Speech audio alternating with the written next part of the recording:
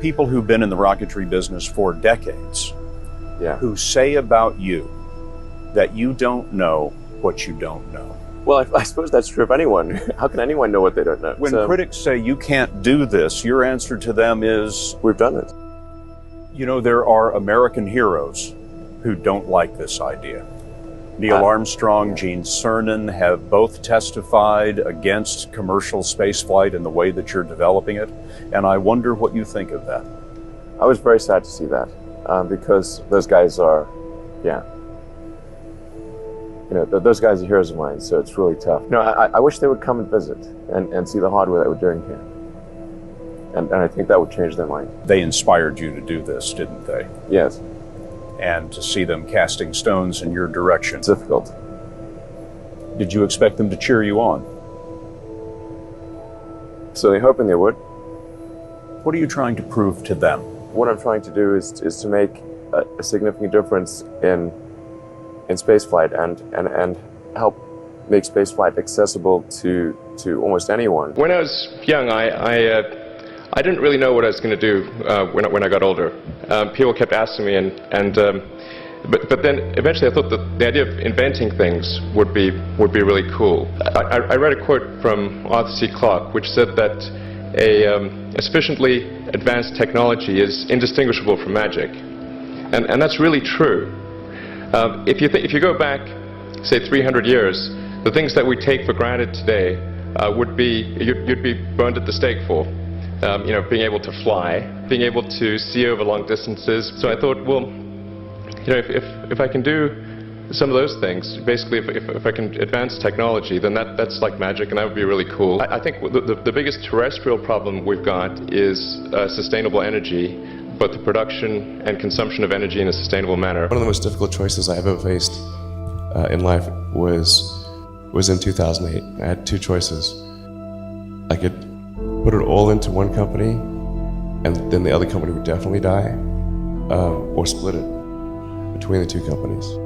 But if I split it between two companies, then both might die. When you put your blood, sweat, and tears into creating something, or building something, it's like a child. Am I going to let one starve to death? I couldn't bring myself to do it, so I split the money between the two. Fortunately, thank goodness, they both came through.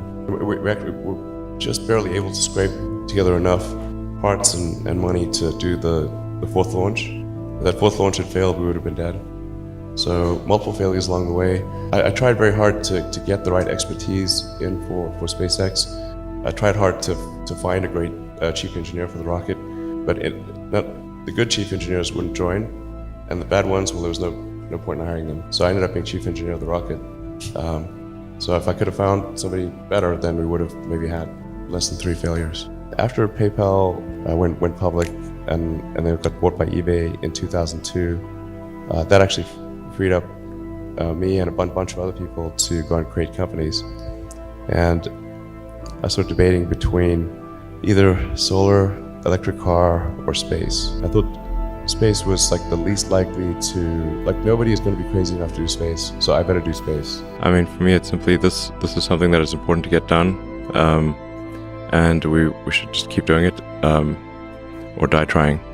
And I don't need a source of strength. Give a lot of people hope, and a lot of people look up to you. Millions of people look up to you. If we think about young people in high school, maybe in college, if they want to try to do something big in this world, they want to really have a big positive impact, what advice would you give them? Try to ingest as much information as you can. Try to learn a little bit about a lot of things. Be useful. Do things that are useful to your fellow human beings, to the world. It's very hard to be useful. Very hard. Man's search for meaning.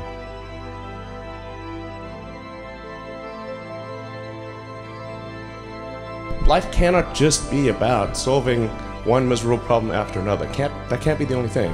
There need to be things that inspire you, that make you glad to wake up in the morning and be part of humanity.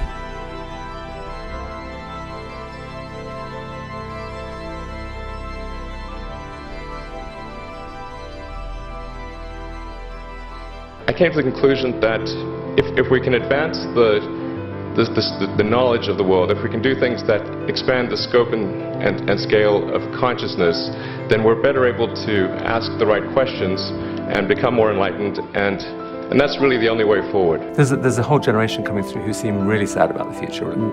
What would you say to them? Well, I think if you want the future to be good, you must make it so. Take action to make it good, and it will be.